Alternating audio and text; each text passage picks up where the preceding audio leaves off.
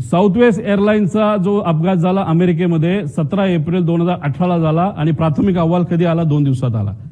आज 20वा का 22वा दिवस आहे.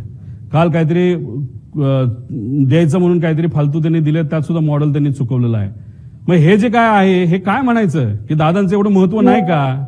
मग सत्तेचा वापर करून जे कोणी त्यांच्याबरोबर होते, पूर्वी खूप काम केलेलं आहे, या लोकांनी सत्तेचा आणि ताकदीचा वापर करून करा ना इन्व्हेस्टिगेशन पटपट. प्रिलिमिनरी रिपोर्ट यायला एवढा वेळ काय लागतो? आमच्यासारखा बिना बॅकग्राऊंडचा, बिना सत्तेचा माणूस जर एवढी माहिती काढू शकतो आणि तुम्ही 22 दिवस लावताय की बाबा ह्या एजन्सीला काम द्या, त्या एजन्सीला काम द्या, काय कारण आहे? काय कारण आहे हे इन्व्हेस्टिगेशन पुढे जात नाही का?